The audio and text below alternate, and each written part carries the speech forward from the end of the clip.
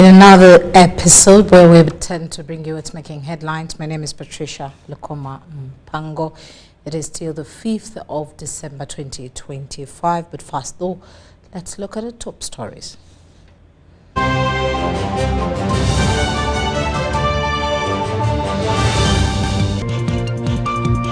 Seven campaigns in Bundibujan pledges to establish cocoa factory for value addition. Political observers weigh in on the Washington Accord after Rwanda DRC formal signing. MOC and University of the West of England continue exploring collaborations. And lastly, big names succumb as search for places at Nile Special Pool Open Championship final continues.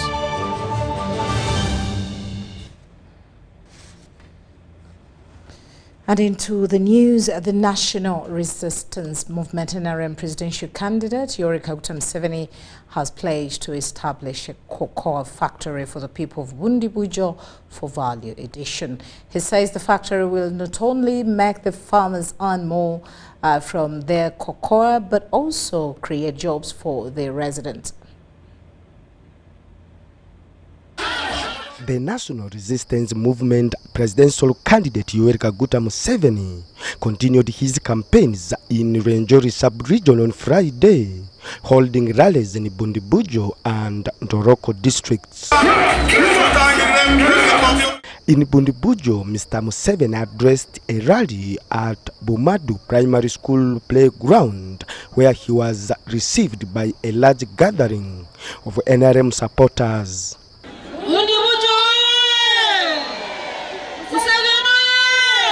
During his campaign speech, Museveni committed to establishing a cocoa factory to enhance value addition and create employment opportunities for the youth, given cocoa's significance as a primary economic activity in the region.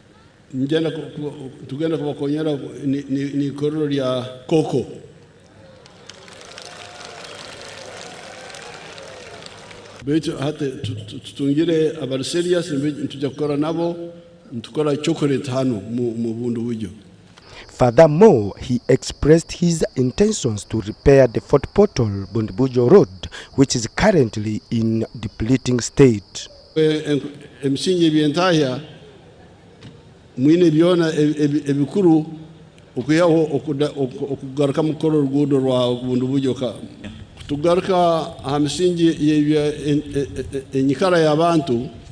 Museveni attributed the ongoing transformation in Bundibujo, particularly in infrastructure, education and health care, to the peace that his administration fostered over the years.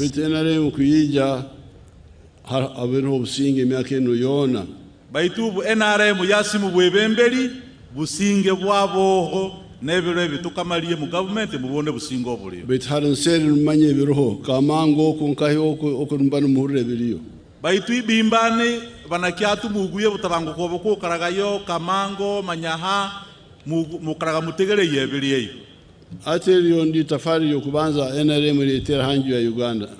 The Speaker of Parliament, Anita Among, issued a warning to the former Minister for State for Defense and Veteran Affairs, Christopher Chiwazanga, for blocking the residents of soon-to-be-established Bugendera district from attending the President's rally. She emphasized that the creation of the district is underway in Parliament and that protesting was unnecessary. The President gave an order for the creation of the district, Bugendera district, as a priority. But I want to warn you leaders.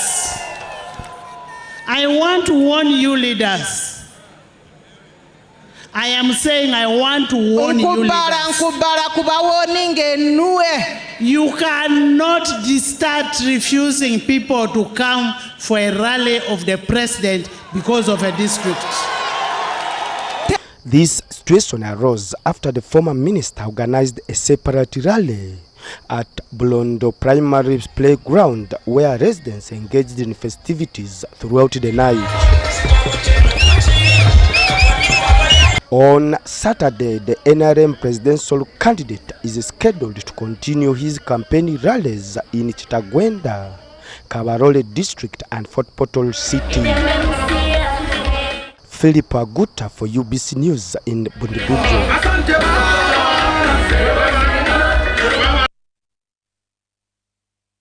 Now, political observers have weighed in on the peace agreement signed between the DRC and Rwanda aimed at laying down arms and restoring peace in both countries.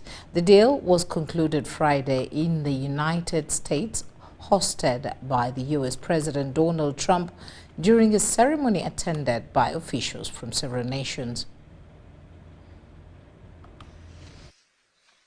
U.S. President Donald Trump hosted the Rwanda and DRC leaders for a peace agreement to end the war in eastern DRC. The deal was formally signed on 27th June 2025 in Washington, D.C. by the foreign ministers of Democratic Republic of Congo and Rwanda, under mediation led by Donald Trump's administration with the involvement of the U.S., Qatar and the African Union. It was ratified or officially reaffirmed on 4th December 2025 during a high-profile signing ceremony in Washington, attended by the heads of state of both countries. The agreement is often referred to as the Washington Accord, respect for each other's sovereignty and territorial integrity, and a binding prohibition on hostilities between the two countries. Disarmament and conditional integration of non-state armed groups operating in eastern DRC. A pledge to withdraw foreign troops, notably Rwandan forces from the DRC within a defined period of 90 days, as part of implementing earlier 2024-era agreements, return of refugees and internally displaced persons, and the creation of a joint security coordination mechanism to oversee and verify implementation. A broader economic integration component. The parties commit to launch a regional economic integration framework, opening the way for trade, infrastructure, and controversial foreign investment in the DRC's mineral-rich eastern provinces. Criticisms, doubts, and risks. Many analysts and critics are skeptical. There is concern that economic interests, especially mining and mineral extraction, may be driving the agreement more than a genuine peace agenda. The presence of armed rebel groups like M23 and the Democratic Forces for Liberation of Rwanda remains a huge challenge. Even after signing, clashes and rebel activity have reportedly continued. Implementation, especially withdrawal of foreign troops, neutralization of armed groups, disarmament and restoration of security is proving slow and uneven. The first oversight meetings have had to note limited progress. There is broad skepticism among some human rights organizations and civil society voices, warning that peace deals have previously failed to halt abuses and that economic exploitation might lead to displacement and renewed conflict. On 4th December 2025, the leaders of Rwanda and DRC signed a ratification of the 2025 agreement in Washington, D.C. in a high-profile ceremony hosted by President Trump.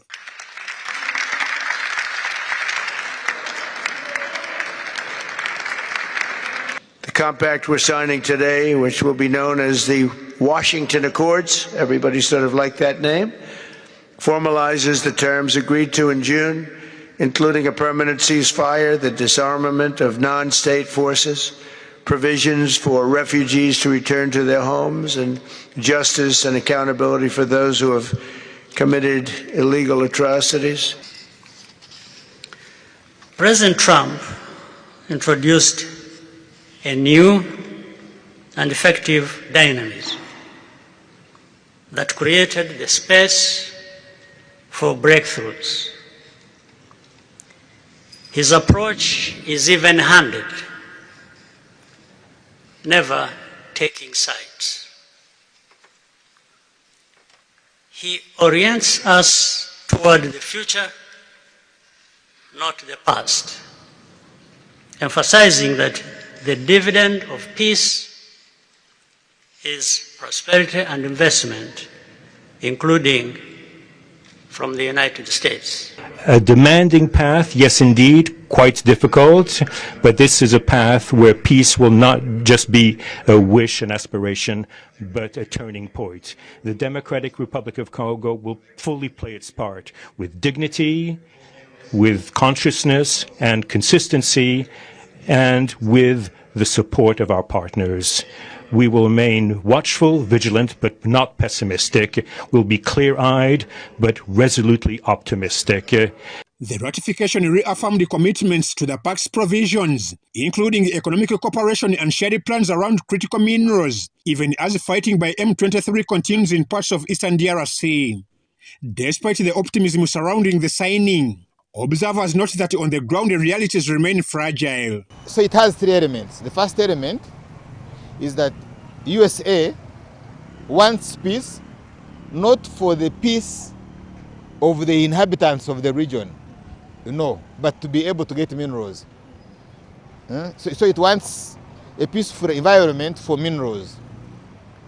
Two, the Democratic Republic of the Congo wants, one, not to lose territory, to have its territorial integrity respected by Rwanda. Two, to have the rebels disarmed, the M23 and the host of them. Then three, Rwanda wants FDLR destroyed, and those who deal with FDLR, and through military means. Charles Ramushana argued that the agreement may be meaningless, noting that even as it was being signed, fighting was still ongoing in the areas of Goma and Bukavu. This agreement does not include the interests of the M23 who picked arms, and does not include the rebels against Rwanda who are in Congo. So the agreement assumes that once Rwanda signs, M23 and the host of those rebels with M23 will surrender their arms. And when therefore you look at it, it is a fiction. In essence, I will sum up this agreement as a fiction agreement. That is why it has already failed, because as we speak right now, fighting has intensified. Ramushana added that there is no way the M23 rebels and other fighters can allow the deal to stand when they were excluded from the agreement. To destroy FDLR through military means to displace people.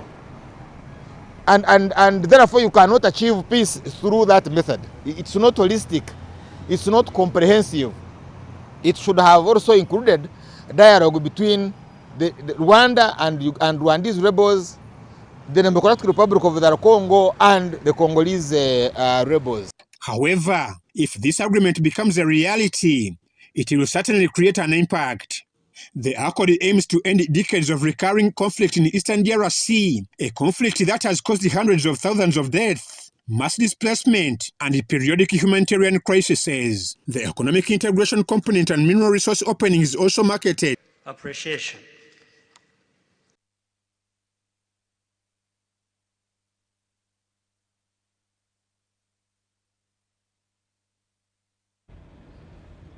Well, that's a milestone for some of us. That is how we perceive it. Now, candidates for various leadership positions in Kampala are intensifying their campaigns, persuading voters to support them in the next year's elections. Let's hear more from Ivan Joko. Voters in Kampala city are closely monitoring candidates vying for the various political positions within the city during this campaign period. Susan Kushaba, who is vying for the Kampala Central MP seat, has called on voters to support her campaign across several areas in the city, including Mini Price, Chikubo, Nashivo Blue, Chiseka, and other surrounding areas. Unlike other candidates who use the door-to-door campaigning strategy asking for votes, Kushaba has focused on one-on-one interactions. Street vendors have urged her to present their concerns, not to be chased off the city streets. Naye njirimu lwambeera kubanga kyensobola ate kyekiriwo kati nkusaba naffe abantu bansi tulowoozeeko tukyusize ku mbeera pulezidenti otunulira abagulu bokka sajja era nga nsula mu Kampala era mwenkadiyidde era mwembeera era mwenkolera wano mu Kikuubo Mini Price era nze njagala nnyo abakulembeze bano abagenda okulya balumirwe abantu abawansi. Nenjogera ne ku kino ekyokuba abatembeeyi nga bangi kyo kituufu tuli bangi naye banaasigalamu tujja sigalamu naye nga tebatuyisa bubi. Batukwata batutwala eruzira ne batusiba emaali zaffe bwe ziba zikwatiddwa tezikomawo n'okomawo ng'oli ku ziro. Tulina abaana be tulabirira nga ffe tuli basingo maaza abaana okomawo ng'oli ku ziro nga tolina ne wotandikira fiizi yeetaagibwa n'osigala ng'oli ku mabanja amazibu. The residents said they have not benefited from the government's programs. Ffe twagala abakulembeze abanaalumirirwa omuntu wa wansi yadde bineno biba biwedde ffe abatembeeyi mutulumirirwe muleme tugobaganya bugobaganya naffe mututeerewo mumanye nti gye tuli era mutulumirirwe ng'abantu ba wansi. In response, Suzanne Kushaba promised to help them form their own organizations and circles and ensure government support for their initiatives. President Museveni esente za PDM zagaba ayina okukyusaamu nti mu kibuga sente ez'ekibuga ziberenga nnyingi okusinga ez'omu kyalo kubanga bano mu kibuga abantu bangi ate abantu bazibaweere we bakolera mu bifo we bakolera si ziparishi. Meanwhile, NRM's Farida Nambi, who is contesting for Kawempe North, also campaigned in Kawempe. She outlined her priorities once elected, including improving roads, enhancing healthcare services, and strengthening the economic well-being of residents in Kawempe. There are feeder roads that are not worked on. We require capital for the youth, for employment, and also skilling them and orienting them. I'm Ivan Joko for UBC. The National Resistance Movement has kicked off a fresh grassroots mobilization drive aimed at strengthening President Yoweri Museveni's support in Kampala's neighborhood. Let's hear more from Kaye. Their mission to rally communities and highlight government achievements under President Museveni. Today we have come to meet the leaders of Kawempe, who are the task force of NRM, who are going to solicit for votes for the president, for our president, our lovely candidate, Yoweri Museveni, and also for the NRM flag bearers.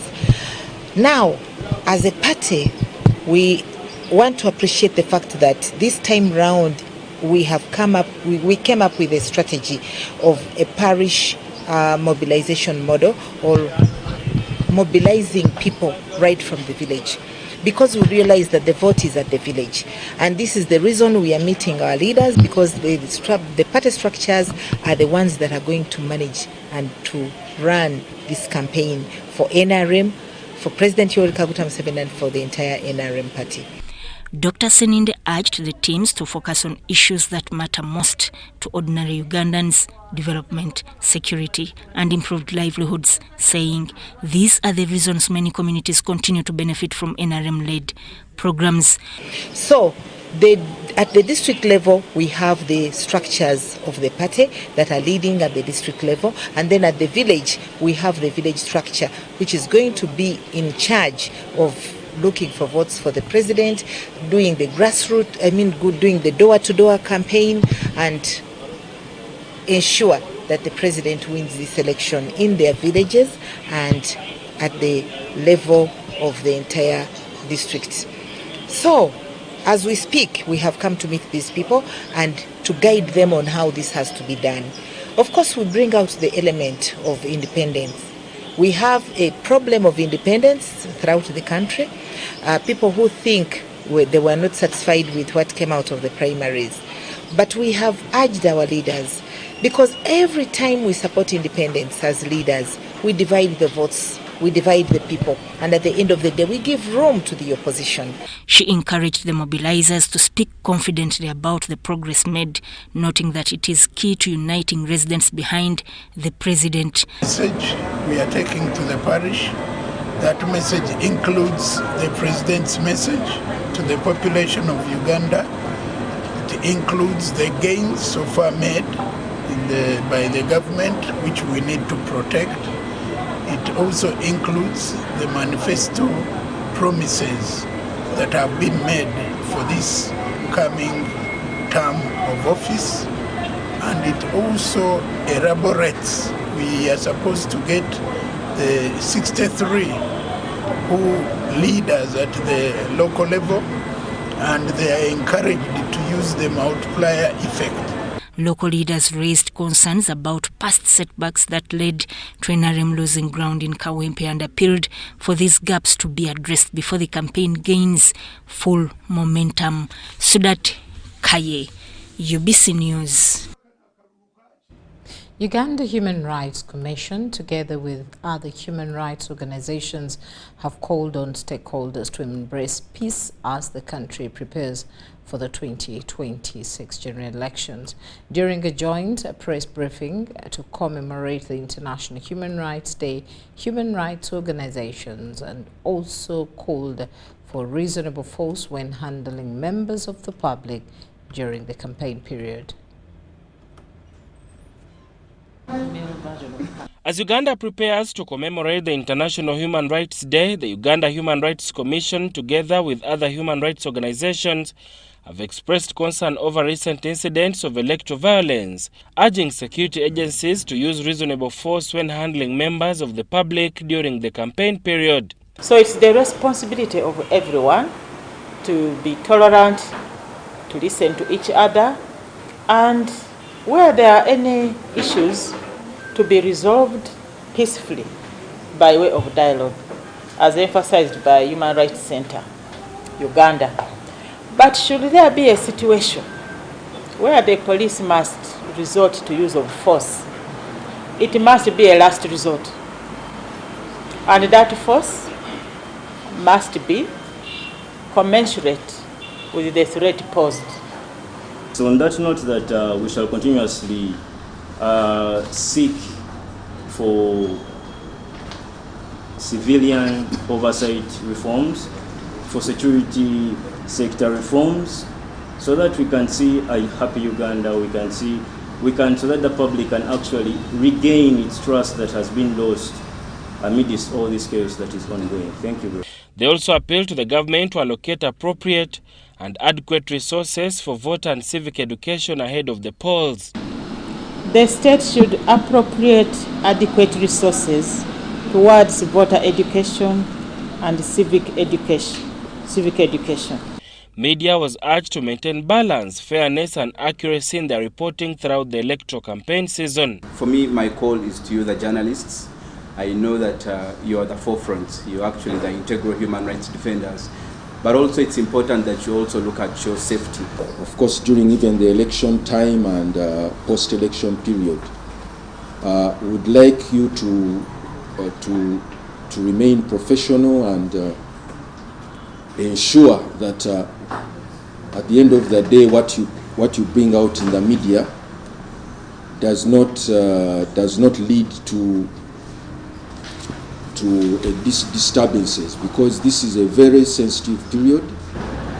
And we believe that as media, you play a critical role in ensuring the integrity of the democratic process. So as we head towards election, we implore that we are conflict sensitive in the way we report, in the way we disseminate this information.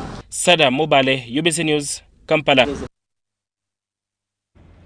Uganda has been chosen as the site for the United Nations World Food Programme WFP's Global Fleet Hub, a strategic logistic-based design to fast-track humanitarian aid distribution across Africa. The new arrangement authorizes emergency vehicles equipped with distinctive UN and WFP license plates intended to significantly cut border delays that often stall relief efforts continent-wide. 1,000 trucks, and will also boost Uganda's local economy by creating jobs for drivers, mechanics and supply chain specialists. 1,000 trucks, what they mean in terms of drivers, tanny boys, mechanics, then in the supply chain for the fuel, then the woman who sells food and various aspects fruits to these people. The mechanic workshops that are going to be set up, these are going to provide tremendous training opportunities and skilling for our young people. Its strategic geographic location in East Africa, combined with robust transport networks and almost 3,000 square meters of warehouse space, makes Kampala the ideal continental logistics center. Officials say that this decision cements Uganda's reputation as a regional leader in humanitarian response, peace and integration. Removing bureaucratic roadblocks and investing heavily in transport infrastructure will accelerate aid delivery and save more lives in crisis. We have to get to people in need as quickly as possible, and often that means crossing borders. So having these number plates facilitated by the government of Uganda, which will give us this ability to cross borders in the region with humanitarian supplies, is revolutionary.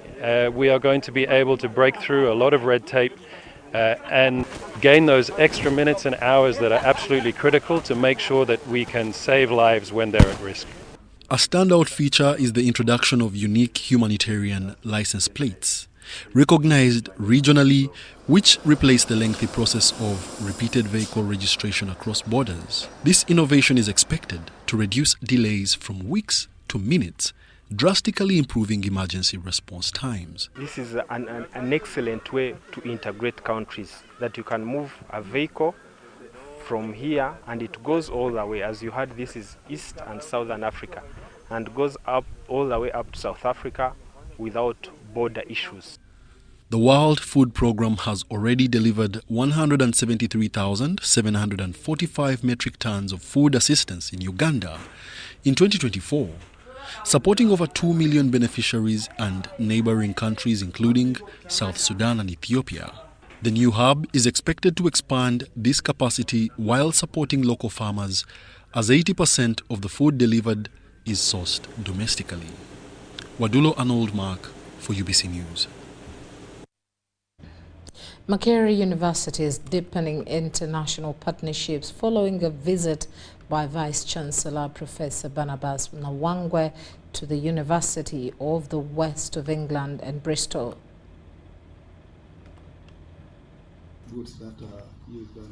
Professor Nawangwe met University of the West of England Vice-Chancellor Professor Martin Evans to outline new areas of collaboration. I think that is an area where there's a lot of opportunities for collaboration, because this public health school has been responsible for helping the government to contain most of the epidemics we have had.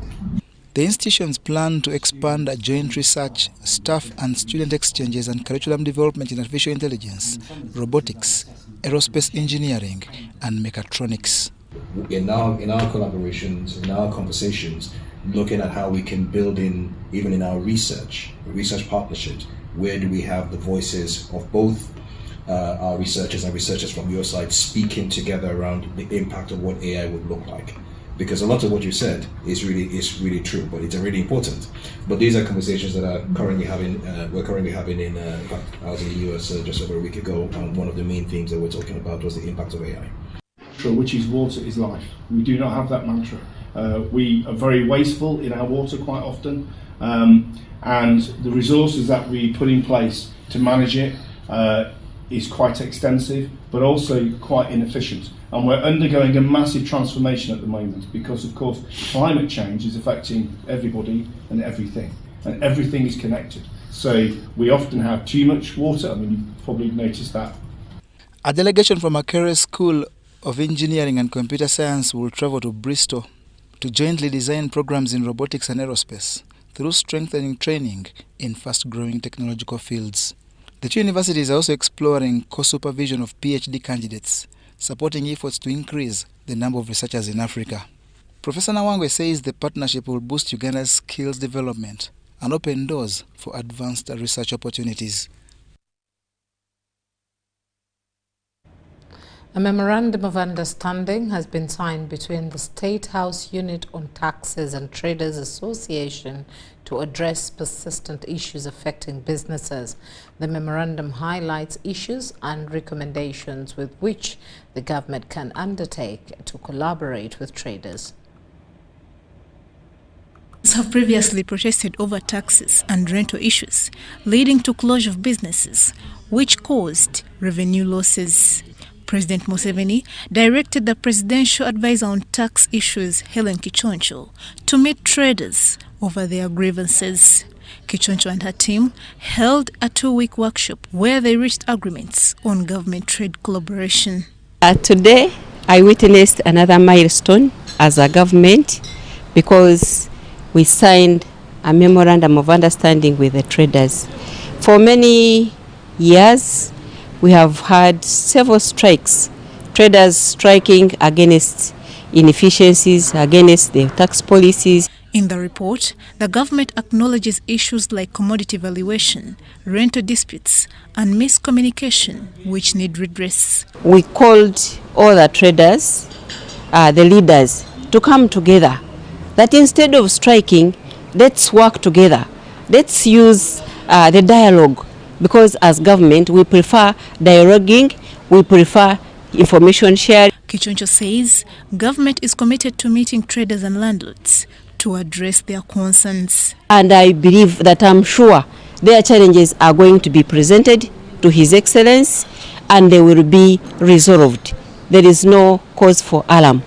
The chairman, Federation of Uganda Traders Association, David Kabanda, commended President Museveni for establishing the committee to address traders' grievances. Our need as traders is to have our issues resolved. And as I said, we need the system to be seamless. If Mr. Musingus, the Commissioner General for URA, says this should be done, I want the issue of landlords to be settled there and then. Traders trust that resolving the issues at hand will end business strikes and cross-trade misunderstandings.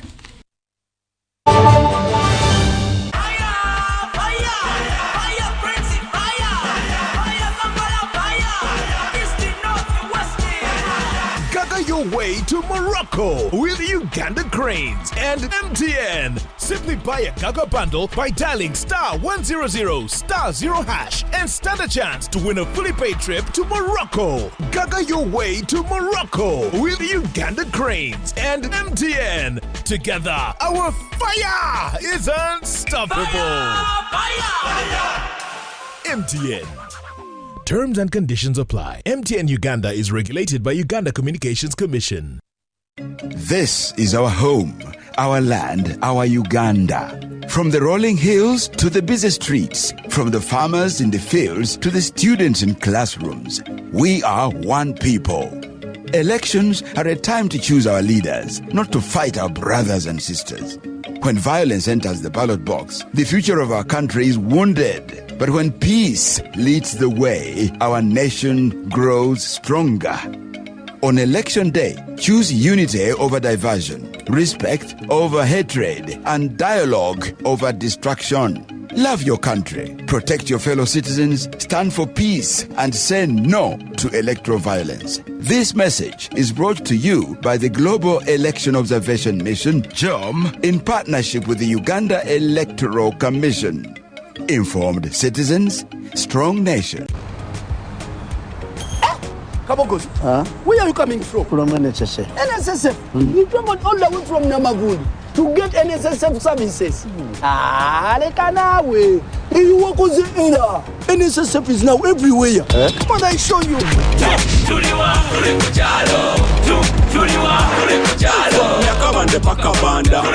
can register for NSSF.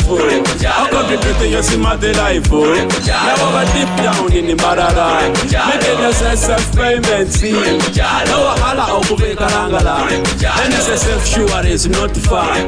But tomorrow kuhika gotido. Enjoy NSSF from where you are. Access NSSF services right where you live. With over 20,000 quick teller agents across Uganda, now you can conveniently register yourself, make NSSF payments, and contributions to your Smart Life account, Jubira. NSSF, a better life. Parliament of Uganda will host the 15th edition of the East African Community Interparliamentary Games from 5th to 17th December 2025 in Kampala. The Games will be held across various venues including Philip Omondi, Chambogo, Ham Stadium, Makerere University, Wankulukuku, Kampala Golf Club and Serena Golf Club. Held under the theme, Advancing Integration through East African Community Parliamentary Sports, the Games aim at fostering the East African integration process. Entrance is free and you are all invited to come and cheer your MPs as they take on their regional counterparts.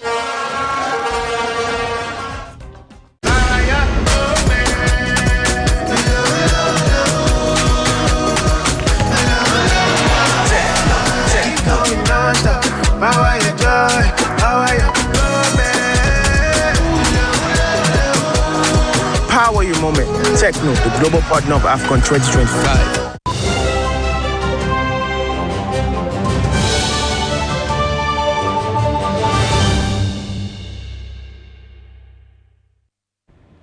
And in our next segment, we look into the health sector, where health experts have identified community pharmacies as a major driver of antimicrobial resistance and are calling for strengthening supervision and regulation. The Ministry of Health has committed to sustaining the gains made through the antimicrobial stewardship program implemented by Global Health Partnerships. The Commonwealth Partnerships for Antimicrobial Stewardship have concluded the second phase of their project, urging intensified public awareness about the dangers of irrational antibiotics usage. The rate at which new drugs, antibiotics, antiviral drugs are made is very slow compared to the rate at which resistance is developing. The danger is that if we do not stop, we may get to a point where we don't have any drugs that work, like what happened way back before penicillin was discovered. Everybody can receive or access antimicrobials anywhere. Now, this project worked on sensitizing the patients on irrational use of medicine. So they worked with the patient to advocate, stop them from taking medicine without being prescribed. Experts noted that key contributors to persistent antimicrobial resistance include self-medication and unregistered community pharmacies. They've just been selling medicine. If a patient comes and says, give me Cipro for 500, those are like 2 tablets, they'll just give them. Or give me this, they'll just give them. Or if the patient goes and tells them I have headache, and they will just give according to what they think. They can still run a profitable business without necessarily selling antibiotics without following the national treatment guidelines. The project was piloted in 4 major government referral hospitals of Lila, Kawempe, Entebbe and Mukono, with focus on strengthening collaboration between doctors and nurses in medicine prescription and dispensation. The leadership was in support of the nurses to have power to be able to audit and give feedback, but also to remind the doctors on the right thing, because they're the ones who are auditing. So the doctors also felt inferior whenever they're audited and given low marks. And so the correlations worked out with the medical superintendent coming out to support, plus the policy which was put in place. Uganda has registered a modest but encouraging improvement in child nutrition, with new national figures showing a decline in stunting among children under the age of 5.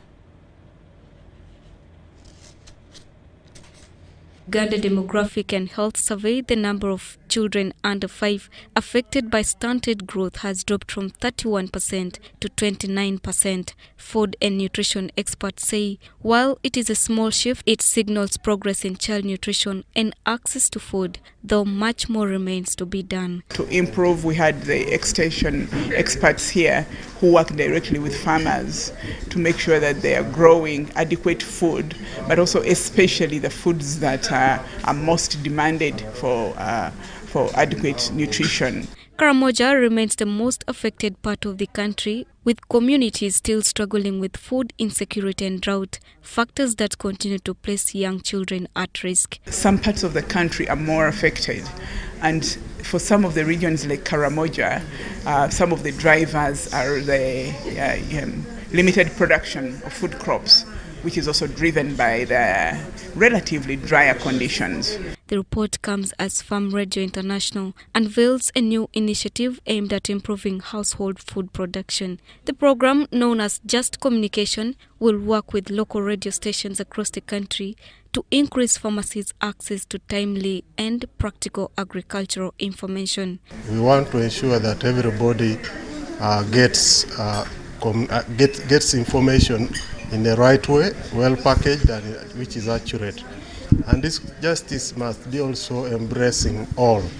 That means we shall also be capturing information on women, youth, and other marginalized groups. The project's catchment area is expected to be wide enough to reach farmers in nearly every corner of the country, delivering guidance on improved farming methods, climate-smart agriculture, crop management, and market information. Through the research that we did last year, we confirmed that 11.6 million Ugandans listened to this program and 5.7 adopted a practice from what we have been promoting.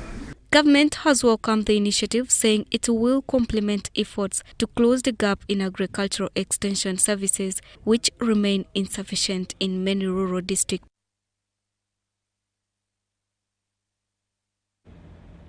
Residents of Lubya, Lugala and Lubaga division have decried the bureaucracy tendencies and extortion involved in parish development model programs, which they say they have not benefited from. They have now implored government to ensure that they also benefit highly from the program so as to better their social and economic statuses.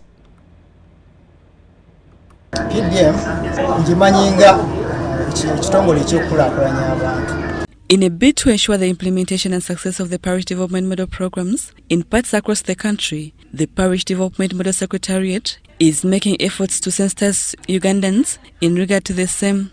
This is reflected in Lubaga division, where the Secretariat met with residents of Wakasanke village in Lubya and Bukoza village in Lugala, where they were briefed about the parish development model program.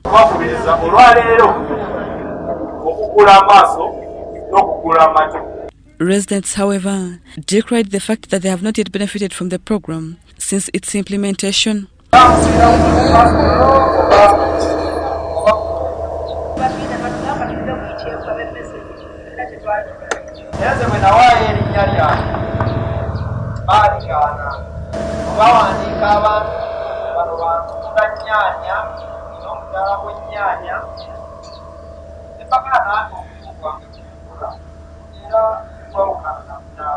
They further highlighted the bureaucratic tendencies and extortion of money from PDM officials.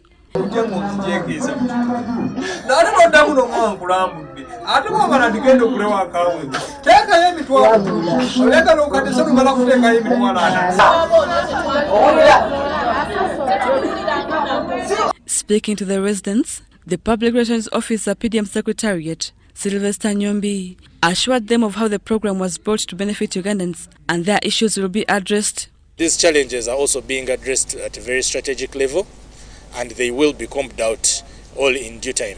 What we are happy to know is that people have understood how the parish development model works. They have understood the aspect of the revolving fund.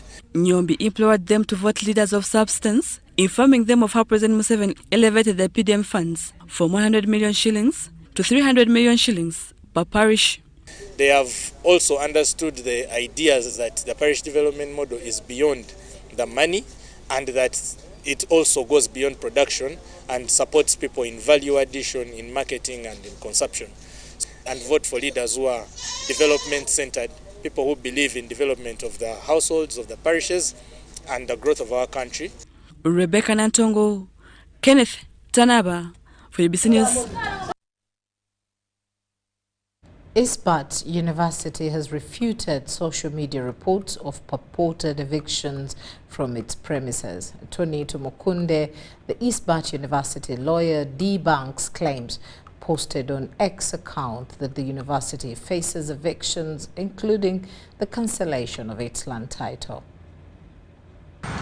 Isbat University has dismissed social media claims alleging that its land title, including that of its main campus, has been cancelled. Lot 11A Rotary Drive, where we sit here as the main campus, is not into contention before any government agency, and its title, this title here, has not been cancelled. This follows what has been described as misleading article on social media posted on the 3rd of December 2025, alleging that its land title, including that of its main campus that stands on plot 11A Lottery Avenue, Lugogo Bypass, faces possible eviction. We came across a misguided and misinformed article from Idris Chigundu, who runs article publications, confusing a fact that the university could soon be evicted from Plot 11A Rotary Drive, Lugogo Bypass. This land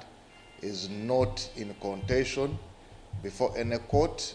This is 100% wrong. Where we are sitting, this land, there is absolutely no dispute at all. We can actually assure you right now that everything is under control. Nevertheless, Isbat University is said to have a different piece of land under concentration, and the matter is before court. The university is in court over Plot 54, Naguru Drive, with a community of Muslims who, without the knowledge and notice of the university, went and cancelled the title of the university. So the misinformation is a mixture of the two places intentionally to cause this confusion. This includes land situated on FRV KCCA 963 folio 25, plot 54A, Naguru Drive, where the university has since instituted legal proceedings against Musubau Din Muslim Community Limited. These included Sheikh Jamil Muwonge, Ahmed Matovu, Hajat Maimuna Namudu, Hajat Abdul Nsereko, Haddad Matovu, and Miss Hanifa Nabuma. The matter is scheduled for hearing on 17th December 2025. Betwamala okusasula abantu abali ku takeri. Musubawudini Muslim community yavaayo netwala ettaka. Ne batandika okusalirawo ne balitwala ng'eryabwe. Kati mu kulitwala ng'eryabwe bagenda mu maaso ne bagenda mu Kampala District Land Board ne basaba ate babawe ekyapa ekya freehold. The university authorities have asked the general public to remain calm and treat the misleading reports with utmost contempt that it deserves. Irene Faith Nantongo, UBC News. Education in Nakasongola district, especially in Nachitoma, faces serious challenges due to a few government schools and long distances students must walk. Harsh weather, water shortages, and hunger make learning even harder. In Nakasongola district, recent statistics indicate that the district covers an area of more than 300 square kilometers, with very few government schools. The long distances students trek have caused many to drop out or perform poorly in their studies. This situation prompted the Rotary Club of Kampala East to initiate a project to build a school in the area. Yeah, we are at Nakitoma in Nakasongola district, which looks like it to be a semi-desert area. But they did not have a primary school for some time, and when we looked for a place where to put a project for a primary school, we centered on Nakitoma. And we started this about 6 years ago. We came, surveyed the land, and then we started putting up a building, Rotary Club of Kampala East, in conjunction with another club of the United States of America. I'm very happy to see that we have finally handed it over. We have done a lot of things in this. We have built that classroom block that you are seeing there, and then a kitchen. We have given them a kitchen, then a toilet, and the tank for water to ease on the kids from going to look for water. The school was named in honor of the late Ugandan leader Sam Owori, who was expected to become the president of Rotary International before his demise in 2017. President Sam Owori was the president-elect of Rotary International, who died a month or two in his term as president-elect, just before becoming president of Rotary International. There was a very big problem at that time because there was a very sudden death, and we, with our partners, the Rotary Club of Greater Huntsville, decided to make a memorial in his honor. Home to Africa's largest refugee population, Uganda is often at the forefront of global aid efforts. But as foreign support wanes, ensuring long-term food security for refugees in camps like Chakatu and Ramwanja has become quite critical.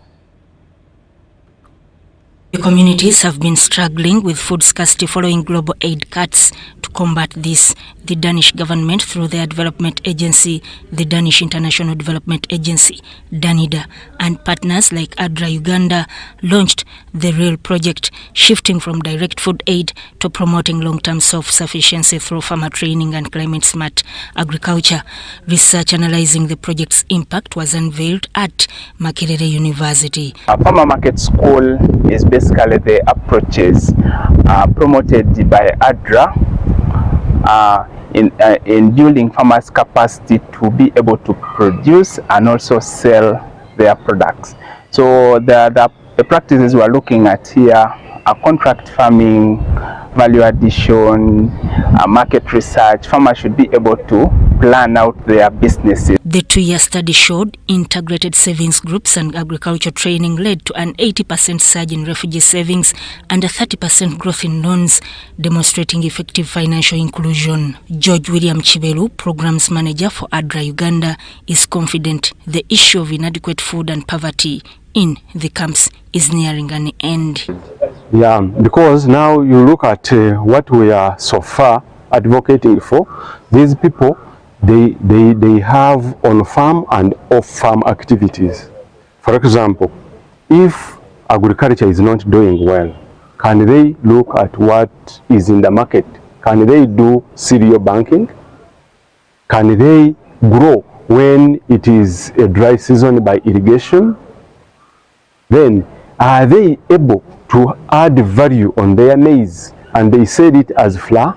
This research, combining expertise from Makerere University and ADRA, offers a model for transforming the lives of refugees, ensuring they are equipped to fight famine and poverty independently. We did a number of trials, so we set up some experiments in Chaka, and through those experiments we were able to demonstrate some technologies to the refugee communities. Our main findings that we see from the results, we see that yields are apparently quite low. We are getting low yields, and we attribute this to the environment in which we are operating in Uganda. MTN has strengthened its partnership with CBS FM and the people of Buganda after announcing major support for Nkuka 2025. The Nkuka is an annual gathering that ushers in the new year and is usually graced by the Kabaka Ronald Muwenda Mutebi II. The announcement was made at Masengere Mengo ahead of the year-end celebrations set for 31st December, with MTN Uganda announcing its package. The company is also offering discounted digital tickets at 8,000 shillings through MTN Momo, which is down from the standard price of 10,000 shillings. One of the ways that we will be giving back this season is number one, we've introduced a new bundle, which we are calling the Nkuka Special Bundle, that will cost the customer only 1,000 shillings and get them 35 minutes of talk time to any network, across all networks. Yes, we are also discounting tickets to the Nkuka by 2,000 shillings. MTN says the partnership is aimed at appreciating Buganda's support over the past 27 years and giving back to communities. The company will engage the 18 sub-counties with giveaways and activities, while also supporting local talent performing at Nkuka Bwaguga. Ebirabo ebijja okuwangulibwa abazira mu bazira nga bulijjo bawangula ettaka ne bawangula piki abamu bawangula emmotoka kisinzira ku nteekateeka y'omwaka ogwo. CBS leaders welcomed the collaboration, saying it strengthens cultural celebrations and expands access for revelers.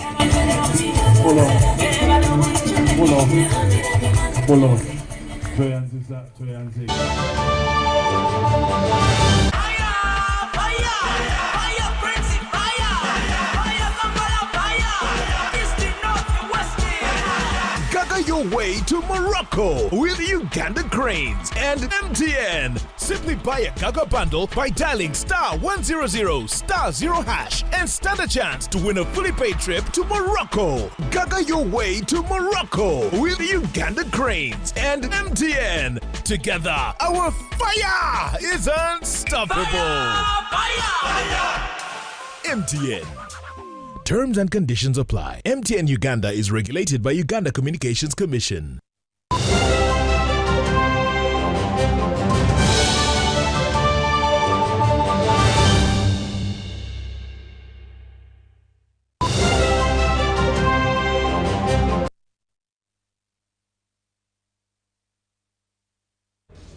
And in the world of business, we start with Tech Skills program, where Refactory, in partnership with the United Nations Development Program, has graduated over 135 talented tech developers who have completed training in software engineering, artificial intelligence, and machine learning.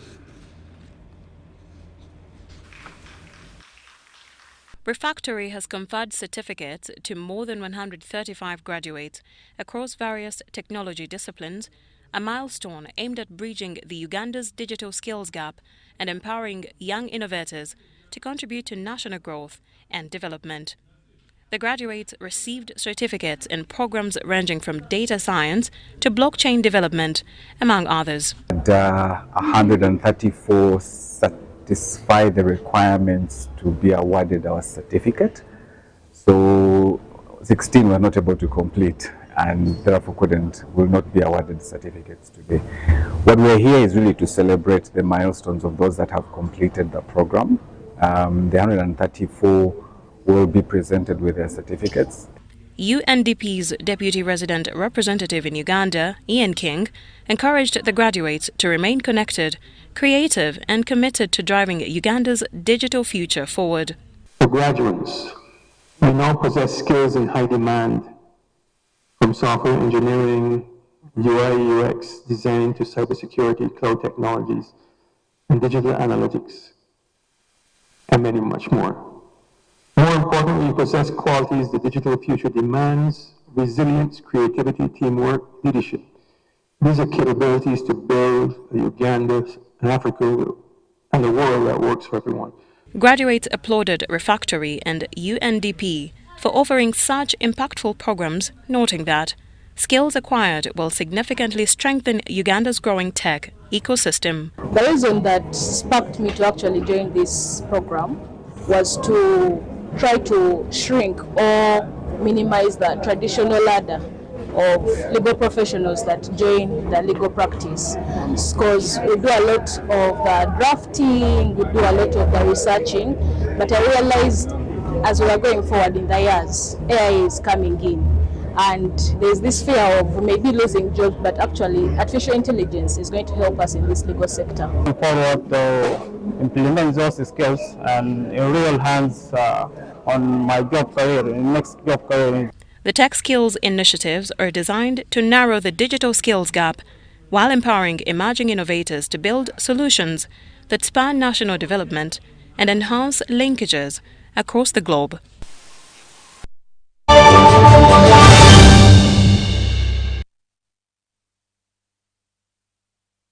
And into the world of sports, the race to the December 21st grand finale at Lugogo Indoor Stadium has exploded with upsets as regional qualifiers for the now special National Open Pool Championship reshaped their competitions landscape. Masindikit, Gumbusega and Mukono. Household names crumbled. From Gulu to Hoima, Masindikit, Gumbusega and Mukono. Household names crumbled while new talents seized the spotlight. Gulu delivered shockwaves as favorites Walter Odoki, Ivan Oponya and Simon Komakech crashed out early, paving the way for emerging players like Colin Abonga and Aaron Opio. In Matuga, drama peaked when a two-time champion Jonah Turiji suffered a rare 5-0 loss to rising force Derek Muganza in the final. But this after Turiji had already secured a qualification after fierce semi-final comeback. Women's qualifiers were no less electric. In Kitgum, newcomers Abigail Amaro and Doslina Chiro stand as seasoned contenders, while in Mukono National Stage Center Kajebi suffered a shock exit to Prosi Namuri. Allow me to appreciate our sponsor, that is Nile Breweries. Nile Special as a brand, thank you so much for the sponsorship. At least this is a turning point for the players in their lives, because their big prizes await come 21st of December when we shall have the grand finale. Regional qualifier action for men continues at venues like Upper Volta, New Vision Pub Chireka, Round Place Gayaza, Townsend Bantinda, while the ladies will be at Eternal Pool Arena and New Choice Bafford Porto. With giants falling and new stars rising, Lugogo awaits a high-stakes showdown in the finale as the top male and female players are assured to drive home.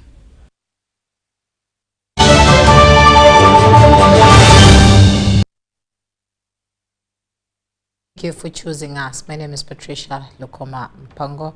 It has been a pleasure. For now, it's a good night.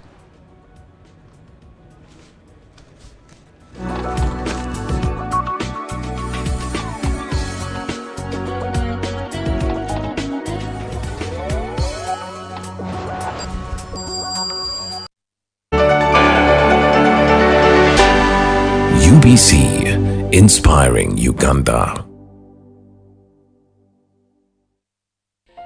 Celebrating the life of Professor Jeffrey Nyonzima Rugege, there will be a vigil on the 4th of December at 6 p.m.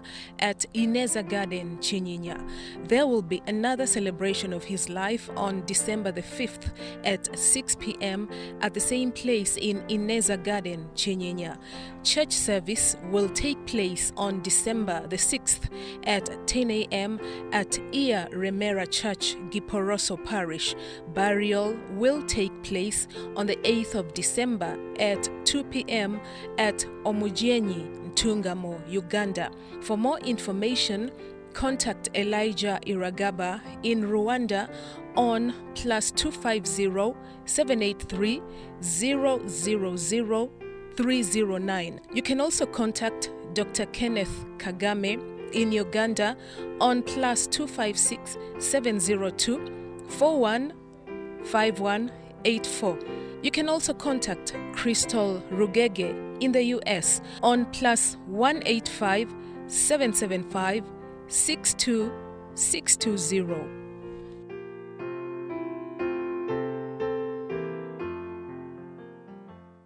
Exercise can't be sustained.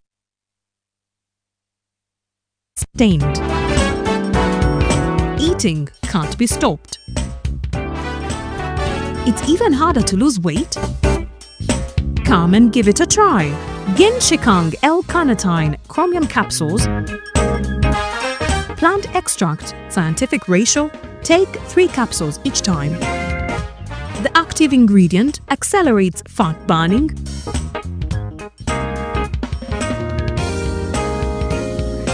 eat twice a day, don't take a detour. Weight loss starts now.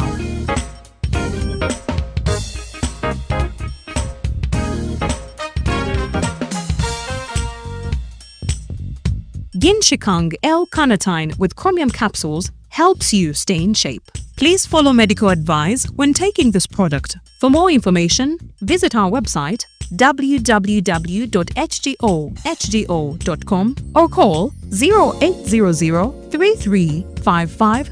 Movement Ewoma Combined Artists Association welcomes you to the Museveni Awoma Buganda Regional Tour Base Tokota Mega Concert. The concert trail will start in Rwengo in Chinoni Town near the police on the 17th of November 2025 and in Sembabule on the 28th of November. On the 6th of December, Kalungu, and on the 12th of December, Kasanda will be on fire. All interim artists will perform under the command of Munamasa Kansereko Emma, the Museveni Awoma hitmaker. There will also be sensitization on government programs and achievements, free eats and drinks, then a blast of entertainment, all at the free entry. Don't miss!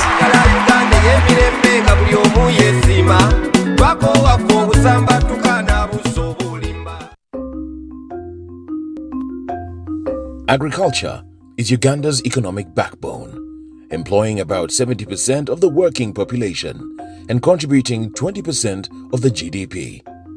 As the world becomes a digital global village, ICT has proven to increase productivity in the agricultural value chain.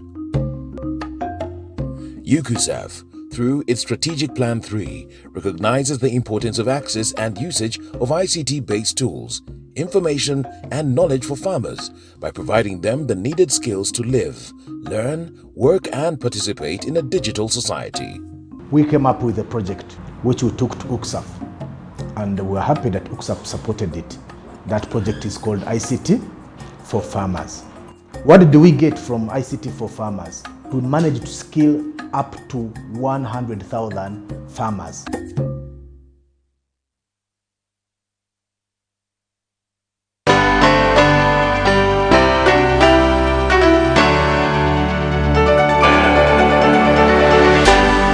UBC, inspiring Uganda.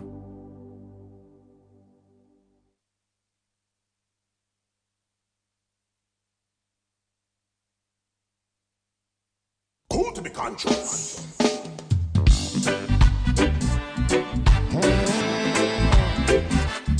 Man Africa, ooh yeah. Mama heritage, I help you say. Mama Africa. Every time, yeah. Man Africa, Mama heritage. Cool to be conscious. What a beautiful place, you know. Mama Africa, what a land filled with so much love. Mama Africa, so much to share, so much to see, and where the people living on such a sacred place we love. Mama Follow Africa. DJ Santos on Facebook, Instagram, X, TikTok at DJ Santos 256. Beautiful people and their diverse. Welcome to